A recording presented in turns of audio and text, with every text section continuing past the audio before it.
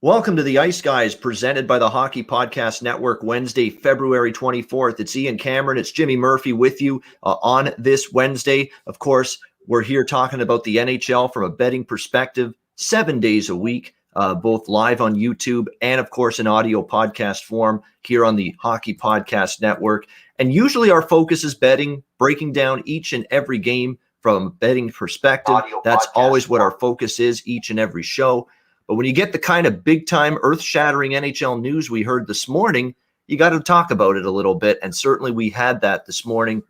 Obviously, the big news being the Montreal Canadiens firing Claude Julien, head coach, as well as assistant coach Kirk Muller.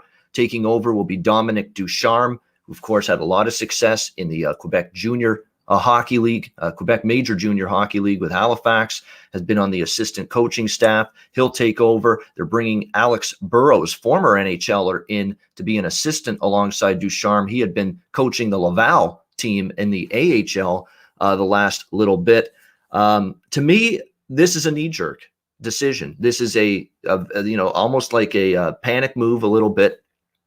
Claude Julien, obviously, is a guy that's been under a lot of scrutiny, a lot of pressure coming into this season with high expectations. And look, when it's the Montreal Canadiens and the aspirations and the expectations are not only playoffs, but a deep playoff run, and you have the kind of swoon and the kind of, tough time they've had the last couple of weeks, that's sometimes what you're going to see in Montreal. You're going to see the coach canned, when it just all of a sudden out of the blue, like a 2x4 upside the head, coach is out. When you have this kind of spurt, that's what you get sometimes with a team where the pressure and the expectations are ratcheted up to a almost absurd level. And that's why you end up getting this kind of situation here.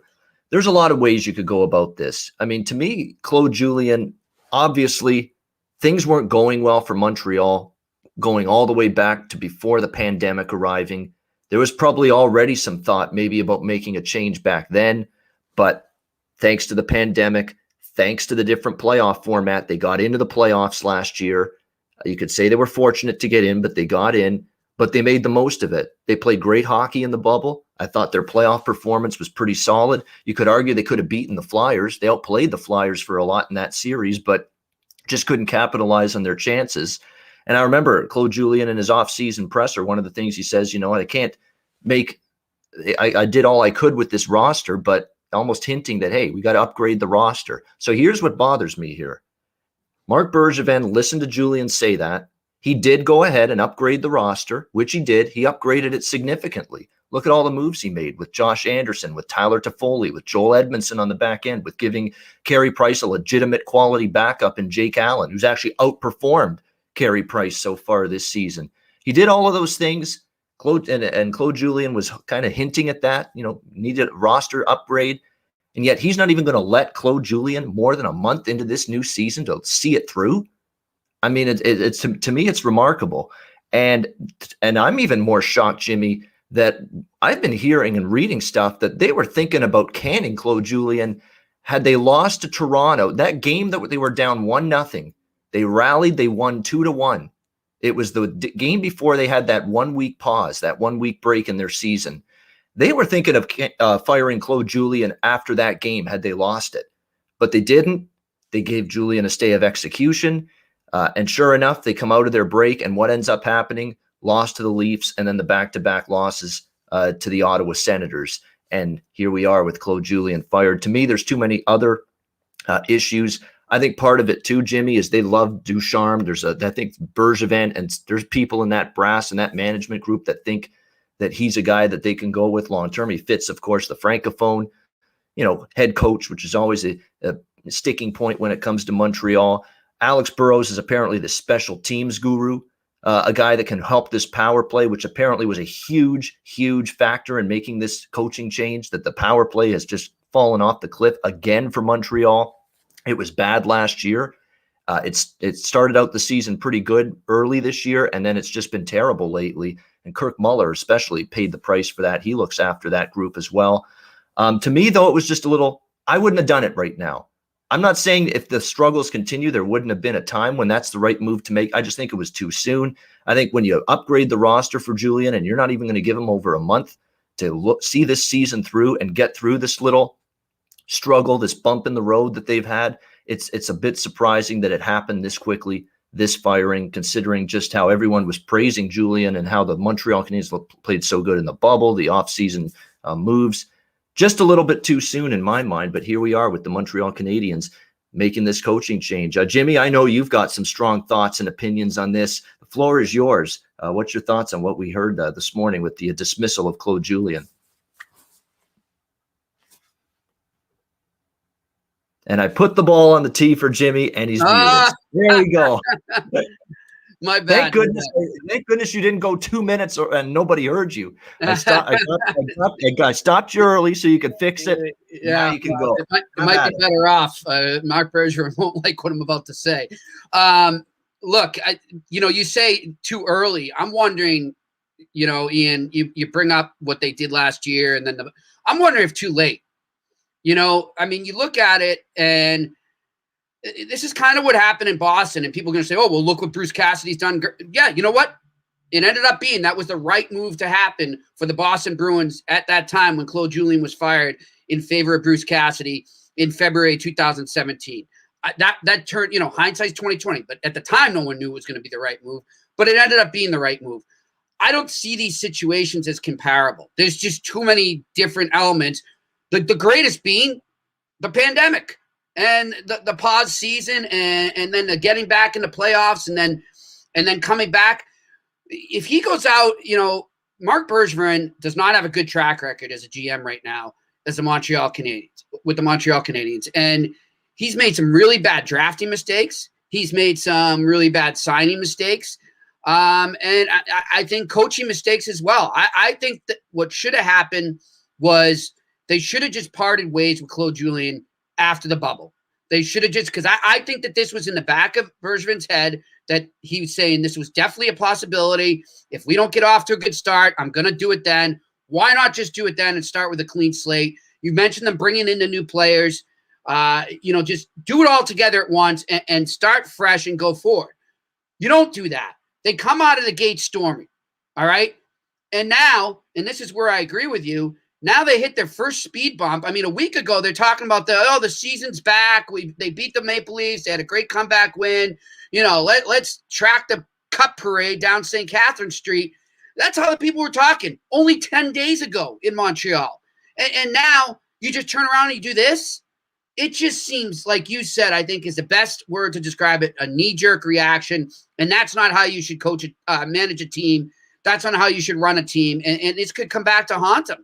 And, I see people going at me because I disagree with the move. I got some people in the Montreal media, Mitchie Gallo from TSN 690 saying, oh, well, now they have a set of fresh ideas. How the hell is bringing in an assistant a set of fresh ideas?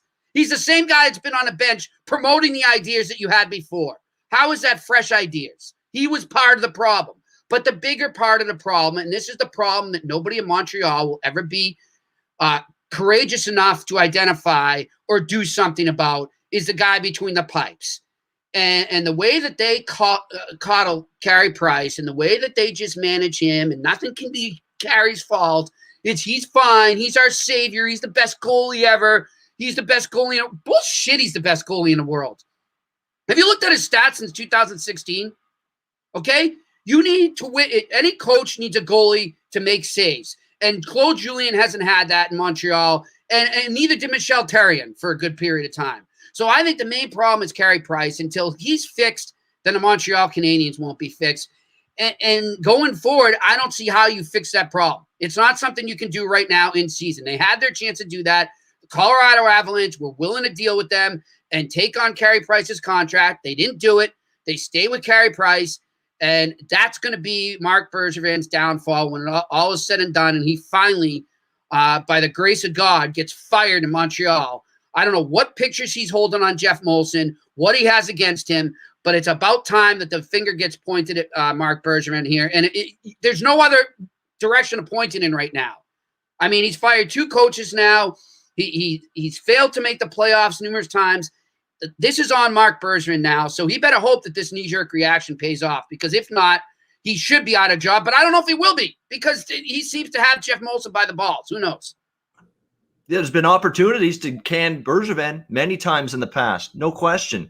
You know that cat, what's the saying? The cat with 9 lives? Well, this is Mark Bergevin's the cat with 9 coaches, because it may take 9 coaches for him to finally lose his job. Unreal. For him to fire 9 of them here in Montreal before finally he gets shown the door with this Canadiens team. Price definitely is part of this problem right now. The goal that he allowed against Ottawa last night, Montreal's got that game going. They've got that game flowing in their favor. They take the lead 4-3. The goal scored by Tkachuk to make it 4-4. That can't go in. That cannot go in. That's not a goal that should get by Julian's fault at any point. That's Julian's fault. Forget it. That's Julian's fault, Ian. Just blame the coach. That's it. It's his fault. Yeah, Claude Julien. Yeah, exactly. He can put the pads on and get that save. He didn't do it. Yeah. I mean, he's part of the problem. Obviously, Suzuki and Kotkaniemi were great in the bubble. They've been too inconsistent this year. I'm still waiting for Jonathan Drouin and Mikhail Sergachev trade. That is a blisteringly bad trade on the resume of Marc Bergevin. That is a horrid trade, how that's turned out. All I see is Sergachev making a huge impact every single night on that Tampa blue line. Was a big piece in their Stanley Cup championship drive last year, playing great every single night. He's even got a little spunk to him. He's willing to get his nose in the scrums as well, which I think is pretty impressive. Let's go back to Drouin floating around, doing absolutely nothing. Can't find him with a telescope on the ice most nights. That's just a horrid trade looking back on it. Look what Sergachev's done in Tampa. Look what Drouin's done in Montreal. And here's another trade I'll take him to school on. And people are going to disagree with me, but I want to ask you. How many playoff series have the Canadiens won with Shea Weber? Well, they got the one against Pittsburgh. Well, okay. We'll count that, I guess, in the bubble. But they weren't even supposed to be in the playoffs. So besides that bubble win there, and technically that wasn't a playoff win. That was a play-in win. A qualifier play-in series. Qualifier. So how many actual legit official playoff rounds have the Montreal Canadiens won since they acquired Shea Weber? None? None. That's right. When was the last time they won a playoff round? Oh, that's when they had PK Subban. Let's not forget that trade. People are going to sit and say, oh, well, what's Subban doing now? Oh, well, you know what he's doing? He's reinventing himself and becoming a contributor on a up-and-coming New Jersey Devils team. What's Marc Bergevin doing? Oh, he's scapegoating a head coach for all his past failures. I'm telling you guys, I'll go back to that PK Subban trade. Everyone said that they needed to move Subban out of there because there was a leadership problem in that dressing room. Well, what has that leadership core done since that trade? What if Shea Weber and Brendan Gallagher won? They traded out Max Pacioretty, so they tried to blame him too. And now they ship out Claude Julien. At what point do people start to look in the mirror in Montreal? At what point does that happen? At what point does Marc Bergevin look in the mirror? And at what point does that leadership core look in the mirror in Montreal? Carey Price is part of that leadership core. And you know what? They see a guy floundering like he does, letting in those goals at crucial times. That crushes a team. Not Claude Julien sticking with Philip Deneau twice, in overtime. That's not crushing a team. What's crushing a team is Carey Price giving up that goal that you mentioned there. I'm sorry. It's time to recognize the bigger things in Montreal, and Claude Julien was not the problem. The problem is Carey Price, and the problem is Marc Bergevin. Yeah. I mean, and you said it. You've said it on Twitter. You said it when we were talking just before we started our show today. Drafting's been piss poor as well. At times for this Montreal Canadiens team. Alex Galchenyuk, as Cherry calls him, Del Chuckluck, gets drafted. Brady Tkachuk doesn't get drafted, among others, by this Montreal Canadiens team. Drafting has been suspect. At this point, Marc Bergevin, somehow, you're right. Maybe he's got some blackmail info. He's got some kind of sordid story that he's found out about the ownership and Jeff Molson in Montreal. Who knows? But he keeps on surviving. He keeps on seeing it through. And you're right. This feels like this has to be the last stand for Bergevin. If Ducharme doesn't turn this ship around here for the Montreal Canadiens, that has to be it for him at this point. But you can't say 100% sure that you're 100% sure about that, considering we've had open doors, open opportunities, sensible timing to see a GM change here in Montreal in the past, in the last couple of seasons, and we haven't seen it yet. We're still waiting on that. So. Now it's Dominic Ducharme. Not the ball is in the puck is on his stick. We got to use the hockey analogy there. The puck is on his stick. Let's see what he does with it. You can't deny he was good at the junior level, the World Junior Hockey Championship. That's another thing that they pointed out about him. He is good in a tight time frame where he's got all of a sudden, whoa, you're the head coach of Team Canada at the World Juniors. Here you go. Yeah. Make it work. Make it happen. Yeah. And now here he is. Yeah, let's see. You're now taking over for Claude Julien here in Montreal. We're reeling right now. We're not playing well. Here you go. Make it work. Turn this thing around. He could do it with Canada, World Juniors. This ain't Canada in the World Juniors. It's the NHL. It's the number one professional league in the world. And this is a pressure market in Montreal that can chew you up and spit you out when things are going poorly. Everybody knows that about that market. Let's see how he handles it, Dominic Ducharme. He's got the ability. Does he have the temperament? And can he do it at this level? That's the question. Final words, Jimmy, and then we'll turn our attention to the betting card for this Wednesday. My final words would just be, I guess the biggest question mark I have now is with Ducharme taking over, if Price continues to struggle, do they just ride Jake Allen? Does he have the balls to do that? Despite Price's contract and his stature, does he have the balls to essentially bench Carey Price and let Jake Allen take over the number one spot, which at this point he's earned? The stats say it all. It is what it is, people. Look, I have nothing personally against Carey Price, but I deal in reality. I don't deal in, this is the guy that won the gold for Canada in 2014 and the Vezina and MVP in 2015. That's gone. That's over with. And what has he done since 2015? And the answer is nothing but lose. So at what point does a coach say, all right, I'm going to do this? And maybe that was Claude Julien's downfall. Maybe he should have started Jake Allen last night and Claude Julien still has a job today. Maybe he didn't have the permission to do that. Maybe there's orders coming from above. But something has to change there. If he continues to struggle, this team won't go. It doesn't matter if you bring back Scotty Bowman in their prime. This team will go nowhere if Carey Price keeps playing the way he's playing and you keep throwing him out there. That's my final word. That'll be interesting to see. And again, Montreal, first game with the new head coach. We're always interested. We usually get that first, light the spark performance. That first game, will we see it from Montreal? They're back in action tomorrow night, taking on the Winnipeg Jets.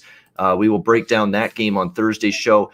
Jimmy, let's get into tonight's card. We're going to start with a couple of 5 o'clock games. I know. Late afternoon hockey. Gotta love it. And a really good one here. Another matchup with the Carolina Hurricanes and Tampa Bay Lightning. Tampa Bay minus 150 to minus 160. Home favorites, total 6 across the board. Carolina hasn't lost 2 in a row yet this season. And obviously that is something that is on the line here after they fell 4-2 to the Lightning in Raleigh a couple nights ago. But for the Tampa Bay Lightning, that win snapped a 2-game losing streak for them. They had lost the first game against Carolina, and then they had lost to Florida, the Red Hot Panthers, previously to that. So a bounce-back win for Tampa. I like Tampa in that game. I'm very torn on the side here. Carolina has been too good off a loss that I don't want to go against them as at an underdog price here that they're getting. But at the same point in time, Tampa Bay, usually when they snap a losing streak, they don't usually go right back and lose that next game. Usually it leads to 3 or 4 in a row that they win. That has been the pattern for the Lightning, and they're back home where they played excellent. It's been very, very tough to anybody to beat Tampa Bay on their home ice this year. So it's one of those games, back and forth we go. It's Nedeljkovic and Vasilevsky in net. Nedeljkovic impressively shutting out Tampa Bay 4-0 over the weekend, but this is now second look for the Lightning against this young goalie in less than a week. You got to think there's more of an idea, tendencies, weaknesses, ways to beat him. So I don't think Nedeljkovic's going to fare as well here in this one. I would probably lean Tampa if I had to bet a side, but I don't want to go against the Canes off a loss where they've been just perfect, on the season. But I do like the over here, 6. It pushed on the total in the last game, 4-2. It landed on 6. I think it gets over that here in this one. Tampa Bay's also really had no problem finding the back of the net here on home ice. In fact, they've even scored even more when they play here in Tampa. So I like this game over the total. just a lean on the side to the Lightning. Jimmy, what do you think here? Carolina, Tampa Bay. Yeah, I'd have to be looking at it the same way right now, Ian. It's interesting. You look at the rankings there. I've been looking at a lot of different power rankings the past couple of days, and just that they've got Carolina ahead. A lot of people have Carolina ahead of Tampa Bay right now, and I don't see it right now. I think Carolina is a good team. I think they're a solid team, but their goaltending still scares me. And also, I just want to see what they do when it counts. They've had some really good regular seasons. They made that run a couple years ago to the conference final, but there's just always been something missing about that team right now. And I still feel like Tampa is ahead of them. I know they're not in the standings, but in terms of who the better team is and where they're headed, I still like Tampa Bay there. So I'm with you. I would, if I was going to go with a side here, I would lean with the Tampa Bay Lightning. But I'm going to stick with you on this. I'm going to do the over total, and I'm also going to throw something on the over in the first period as well. All right, over 1.5 first period and over 6 for the game. 15 high danger chances for the Tampa Bay Lightning against Carolina when they had that 4-0 shutout loss. So he was really good, Nedeljkovic, but I don't know. The second game in 4 or 5 days, you're going to be playing this team again, and now you got to do it on the road. And I think Tampa Bay is just the kind of team that once they see a goalie once, they're going to have a much better idea of how to beat him and have more success finding the back of the net against him that second game. I think we see that here in the Hurricanes-Lightning game. I was going to say tonight, but late this afternoon. Another late afternoon matinee affair, and both of them in the state of Florida, coincidentally. I was just going to say that. Wednesday afternoon, hockey afternoon in Florida, apparently, on this Wednesday. But Dallas and Florida, another rematch situation here with Florida minus 140. The total 5.5 across the board. Another day, another win for the Florida Panthers, beating Dallas 3-1 last night. Dallas 52 shots on goal allowed in that game, and Anton Hudobin's the only reason they were even within striking distance of the Panthers in that game. He was absolutely terrific. It was just a complete and utter ass kicking. Florida fully deserving of the 2 points in that game. They're not a team I'm going against right now, and we've talked about this with Dallas. They're not playing fluid hockey at this point in time. I think they're starting to really miss Sagan and Radulov from an offensive standpoint. Two of the guys that they count on most for goal scoring and offensive production, and they're still out, and you're not getting consistency from the guys that are in the lineup and on the ice on a nightly basis for this Dallas team. I cashed a ticket with Florida in the last game between these two teams. Now they're laying a bigger price, though. I don't like it as much, so I'm passing on this game from a side perspective, probably from a total standpoint as well. You would think Dallas really wants to play a little bit tighter after giving up the exorbitant amount of shots they had the other night. It will be Hudobin again in net for Dallas, and it'll be Chris Drieger again in net for the Panthers. Bobrovsky's lost each of his last 2 starts, and Joel Quenneville sees this guy playing solid night in and night out, and he's rocking with him. Chris Drieger once again in net for the Panthers. So, like I say, I'm just not going against Florida, not with the way the Dallas team is playing right now, but I do expect the Stars to have a step-up game, step-up effort, and be a lot better. Will it be enough to win? I'm not sure, but I'm not willing to trust them enough to put my money down on them. So it's a pass for me on this game. What do you think, Jimmy, with Stars-Panthers? You know what? I'm liking the Panthers in this, but I'm going to go just to get some value. I'm going to take them in regulation, Ian. So give me the Panthers in regulation as an official play here. Yeah, the Panthers just keep impressing me, and I'm very interested to see going forward how they approach the trade deadline because they've got some space to work with. So it's going to be interesting to see how that management team approaches things because really they have to consider themselves at this point a contender. We're past the quarter point mark. I think they've proven that they're legit. So we got to watch this team as it goes forward. I know. I mean, there's still part of me that says it's hard to believe we're seeing Florida play this well. But, when Jonathan Huberdeau is doing what he's doing, Alexander Barkov are just outstanding offensively for them. How about Carter Verhaeghe, the guy they got from Tampa? He's been awesome for them. Yeah. And he's fit in seamlessly on the top line. Heck, Alexander Wenberg, they're getting some offense from him. Hornquist doing his thing in front of the net. I mean, what a pest that guy is right in front of the net every single night. That's his game, and he thrives at it. there's a lot to like with this team, and their blue line's taking a step forward. Ekblad's having a really rock solid year right now on the blue line. There's a lot to like right now with this Panthers team, and Jimmy's going to ride them here on the three-way money line in regulation, which you can get at plus 110 here on this Panthers team. By the way, you look at Florida in terms of their, you look at the expected goals margin and the high danger chances, which are a good gauge of how to really evaluate a game, because sometimes the final score lies to you. Almost every single game, the Panthers are winning that. 3 games in a row, they're dominating the team, their opponent, in the expected goals margin. They've got the edge in terms of high danger chances in the majority of their games lately. They have been, the advanced metrics are saying this team's start to the season has been legit. So give the Panthers credit for how they have played. Next game on this Wednesday slate, we're going to go to Calgary and Toronto. We've got the Leafs minus 145 to minus 150 home favorites, the total 6 in this game. Michael Hutchinson was pretty good the other night against Calgary, even though the Leafs obviously get shut out and lose 3-0. It was one of the rare games where you can say Toronto's problem, scoring. They couldn't find the back of the net. They had a bunch of chances, though. They controlled the game.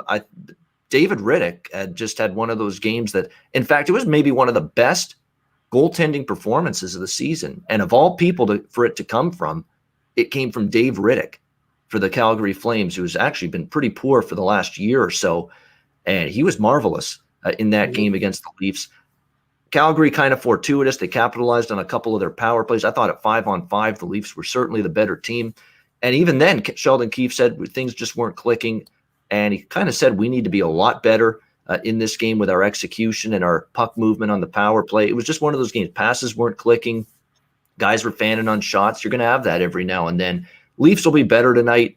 I like Toronto here. The price is right around that cutoff point where I would almost consider maybe regulation instead with Toronto at a better price here, plus 100. But I'm going to actually go with the minus 145. There are still $1.45 with the Leafs out there as favorites here tonight in this game. I do see a better bounce back performance from them here in this game tonight. And look, Jeff Ward is going to try to ride the hot hand. David Riddick one more time tonight, but I don't know if he's got another great game in him. Kind of like because we've seen this from some goaltenders this year where they have that amazing game, kind of like what I think we might see from Nedeljkovic today for Carolina. They have that great game out of nowhere, and then they have that clunker game. How about Martin Jones? I was trying to think. I had someone in my mind that I was thinking of when I was saying that. They have that one great game, and then right back to the old, bad goalie the next game. Martin Jones stood on his head against St. Louis. How did he play the other night against Minnesota? He was absolutely shelled in that game by the Minnesota Wild after that great performance against St. Louis. I kind of feel that could happen to David Riddick here tonight against this Leafs team. Now, the Leafs are banged up. No Thornton still, no Jake Muzzin still. Freddie Anderson's out, which is why it's Hutchinson again. But they do get Zach Hyman back, and that's huge. Zach Hyman is just a relentless, tireless worker and gets the puck free for his line mates, does all that grunt work. Having him back is huge. He is a big component of this Leaf team. He's going to help them, and I think he's going to help them to a victory tonight. Jimmy, what do you like here, Flames and Leafs? Well, I could definitely see the Leafs coming back with a win here and a bounce back. They've been good at that. But I do like this game to stay low scoring. I don't think Riddick's going to fall apart tonight. More so, I don't think the system in front of him will fall apart. I think Calgary knows that they need to be committed to that system that Jeff Ward's put in place right now to survive. They had high expectations like the Canadians too, and they've hit some speed bumps, and they're not where they want to be. They're running out of time right now. They're running out of runway. So I definitely like this game to stay under, and that will be my official play. All right, Calgary, Toronto, under 6, plus 100. Stayed under the other night. To me, if you're Calgary, you're going to want to keep this low scoring. You're not going to want to trade chances with the Leafs because you can't win that battle against them. The Rangers and the Flyers, Philly minus 120 home favorites, total 5.5 across the board. I am on Philly here, and I don't know if I feel great about it. I should feel great about it. Every bet you should feel confident, and I usually do. But I just feel this makes a lot of sense to want to get behind the Flyers here. They're back home. They got kind of embarrassed a little bit in the outdoor game at Lake Tahoe by the Bruins. I know they're still extremely shorthanded. That's played a part in it. Konechny, Voracek, Lawton, Lindblom, all of those guys still out. However, they at least get the captain, Claude Giroux, back tonight in this game against the New York Rangers. He'll slot in for Alain Vigneault on the second line with Kevin Hayes and Nolan Patrick. James Van Riemsdyk, Sean Couturier, and a scorching hot Joel Farabee on the first line. No wonder he is playing on that top line right now. He's definitely been able to get offense rolling for this team and find the back of the net. The Rangers are just so damn inconsistent. It's hard to, up and down. They beat the Flyers last week when the Flyers were playing that first game with that shorthanded lineup. So a little revenge spot here for Philly. And it's not like the Rangers are healthy going into this game. Capo Caco, Philippe Hedl are on the COVID list. Artemi Panarin, of course, is not going to play. He's taken the leave of absence with the rumor mill going on about him and the conflict he's got going over in Russia. All of that stuff going on. So it's also maybe a little bit of a distraction for this Rangers team. Compare that with they get Giroux back. They're off a little bit of a, butt kicking against the Bruins the other night. I think it sets up situationally and from a spot perspective here on Philly here in this game. So I'm going to go with them at -120 back home against the New York Rangers, who, again, I haven't bet against the Rangers very often at all, but I do think you're going to get a prideful, better spirited effort here from Philly tonight. Jimmy, what do you think with the Rangers and Flyers? Yeah, I would think just based on what happened with the Flyers in that, in the outdoor game on Sunday, man, for the second time I almost called it the Winter Classic. I did that earlier today. In the NHL outdoors at Lake Tahoe, they were absolutely embarrassed and humiliated by the Boston Bruins. And of course, they were depleted, missing a ton of people. And like you mentioned, they're getting Giroux back. If I was going to go on this, I would lean towards the Flyers as well, just for the jolt they'll get to get their captain back and just for redemption as well. But I'm going to pass, and maybe I look at this a little in-game to see how it's going. All right, pass, lean only to the Flyers for Jimmy in this one against the Rangers. But we'll see Claude Giroux, having him back at least, hopefully can help this team. And Brian Elliott, I don't mind him getting the start. Carter Hart's had an up-and-down year. And Brian Elliott, 3-1. 2.25 goals against average, 928 save percentage. Those are good numbers for the veteran Brian Elliott. He'll be in net. I don't mind that one bit for the Philadelphia Flyers tonight. Next up, we've got Anaheim and Arizona. The Coyotes -155 to -160, home favorites, total 5, shaded to the over. I hope anybody with a actual Las Vegas, in your own hands, physical sportsbook ticket didn't rip it up on Arizona after they got down 3-0 the other night against Anaheim as they rally back for the 4-3 victory in that game against the Ducks. And look, my theory worked. I have these crackpot theories. Sometimes they make sense, and sometimes they work out well. Sometimes they don't. But my crackpot theory with Anaheim going into that game the other night was with Trevor Zegras on this team, watch them play a little more loosey-goosey, open things up a bit, up and down the ice a bit more. And what did we get? We got a 7-goal hockey game in that one against the Arizona Coyotes. And again, with Zegras in the lineup, I already saw, by the way, from watching that game, this guy can pass the puck and play make. I know he's not just score. He can make plays. His vision is outstanding. They're giving him big minutes already, playing him with Sam Steele and Jakob Silfverberg on the second line. Max Jones, who's been actually getting it going. Max Jones is all of a sudden someone that's finally given Anaheim some offense, along with Getzlaf and playing with Getzlaf and Troy Terry on the top line. All of a sudden, Anaheim, I think, has got a little more pep and mojo offensively. And Arizona, we've kind of seen them, defensively at times look a little bit up and down, not quite that shutdown team that we're used to seeing with them under Rick Tocchet. So I think for the foreseeable, at least in the short term, until proven otherwise, they're going to dole out a 5 with the total with Anaheim right now. You go over the total, and that's exactly what I'm going to do once again here in this game. Go over the 5, -130 with the Ducks and the Coyotes. Jimmy, what do you think here? Anaheim, Arizona. Ian, great minds think alike, man. And I'm surprised we're getting an over-under that low after what happened the other night. I guess they're just going on the track record throughout the whole season in big picture. But, yeah, I'm with you, man. And good call by you on Anaheim opening up. And, man, I am so excited to start watching Zegras play. I'm a big fan of his game. I think he's going to be a superstar in this league, and he should have been called up a lot earlier. I don't know what Anaheim thinks they're doing. I mean, clearly they're in a rebuild. So get these guys up there and start filtering in that young talent. But, yeah, I'm going to go with you on this. Give me the over. All right, both of us liking over the total here, Ducks and Coyotes. Kings and Blues. We've got St. Louis minus 160 home favorites total, 5.5, shaded to the under in this one. The Blues looking to avoid a 2-game home sweep at the hands of the LA Kings, who are suddenly playing some really strong hockey and finding ways to win, riding the goaltending of the youngster Cal Peterson. For the most part, I think Quick started one of those games, but the rest of them were Peterson. He's been outstanding. I'm not laying a price with St. Louis here. I know it's bounce back, and in theory, it's like St. Louis got to have this game. You know, they lost the finale against Arizona. They dropped the first game here against the LA Kings. You know, they need a bounce back here. They only split with San Jose, and the one game that they won, they were kind of fortunate to come back and win it. So it's not exactly been a fluid performance from this Blues team right now, and they're not at all a team I'm comfortable laying minus 160 in this kind of price range with. A banged up team as well: Jaden Schwartz, Robert Thomas, Alex Steen, Tyler Bozak, Vlad Tarasenko, Carl Gunnarsson. Now a crippling injury for them. Carl Gunnarsson, he's one of their shutdown defensemen.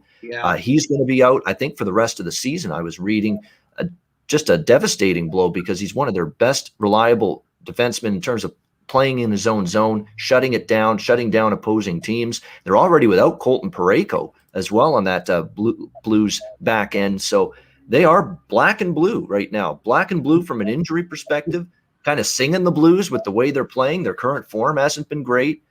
Yeah, it's a bounce back for the Blues, but at this price, I'm going to have a smaller bet. Not as strong as the others tonight on the card, but a smaller bet on the Kings here, getting this price, plus 140. They're injured.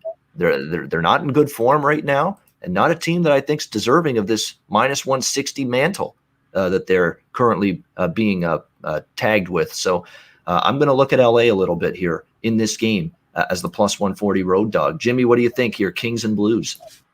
I'm with you, and I'm going to go a step further. Give me the Kings in regulation for this one, buddy. Give me that value. All right, Kings in regulation plus 205 going into this one. Like I said, I'm impressed. I'm impressed with Gabriel Velarde. Take him to score, because this guy's rocking and rolling right now for the LA Kings. The rookie, and he's Alex just Aflalo's been good.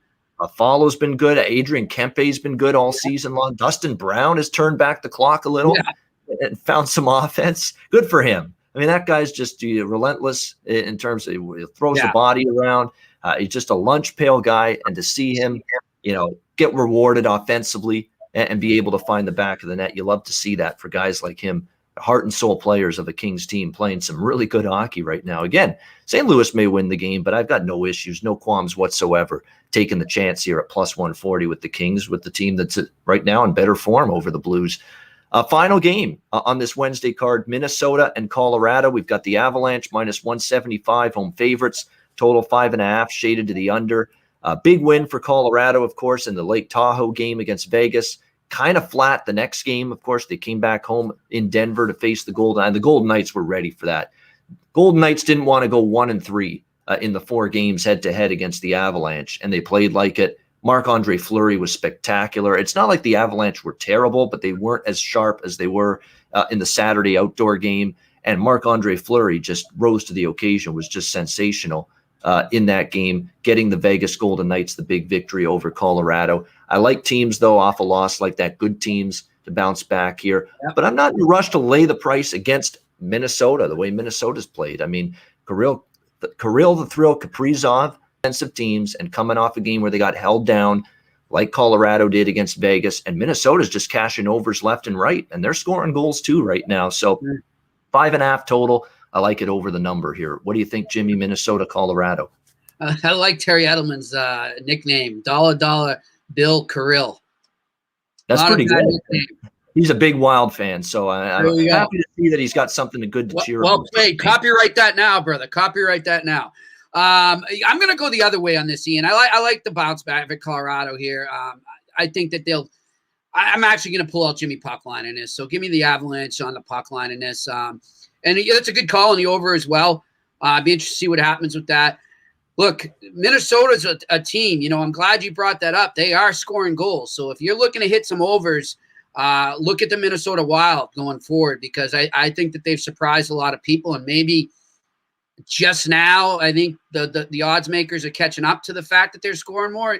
But not to the point where, like, you know, you're going to always be looking at a 6 or a 6.5. You're still going to get 5.5 with them. So I like looking at them for overs going forward. All right, Minnesota, Colorado as well, liking the over, but also Jimmy Puck line. I think this is the only Jimmy Puck line appearance on the show today. Is this game here? Yes. Colorado -1.5 plus 140 for Jimmy with this one.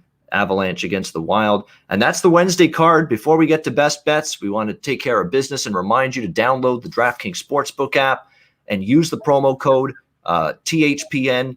That stands for, of course, the Hockey Podcast Network. When you sign up, you'll get incentives, you'll get bonuses, you'll get exclusive deals with your DraftKings Sportsbook app account by signing up and using that promo code THPN. All right, best bet time. We'll try to bounce back with them. It was a rough night with the best bets yesterday. See if we can do better today with the best bets. That's why I always say with the best bets, for me and my bankroll, it's only a little bit more than the other bets on the card. And there's a reason for that, because you think you can target your strongest play, but it's not always going to work out. So that's why bankroll management's important. But hopefully best bet bounce back here on this Wednesday. Jimmy, what do you like for a best bet on this card? You know, it's a weird card for me to feel that, but I'm going to go with the under in the Toronto-Calgary game. I like them to have a good battle again. Like I said, it's going to be real physical, really tight, not a lot of space to get out there. That's what I'm feeling there. So give me that as my best bet. All right, Calgary, Toronto, under 6 plus 100 for Jimmy Murphy with his best bet.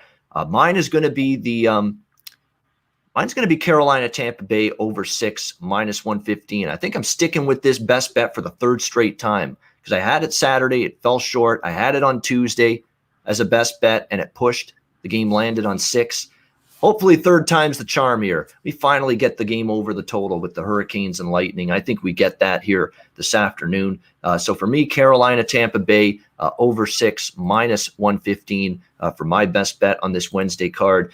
That will wrap up this edition of the Ice Guys. Remember, we're here 7 days a week. We don't take weekends off. Everybody's working for the weekend. Yes, and that includes the Ice Guys. We're here on Saturdays and Sundays as well at noon Eastern, doing the show live on YouTube. But a reminder, if you can't watch us live on YouTube, don't fret. Don't panic like the Montreal Canadiens did this morning. You can tune in and download the audio podcast. Things will be okay. Don't cry, baby. It'll be okay.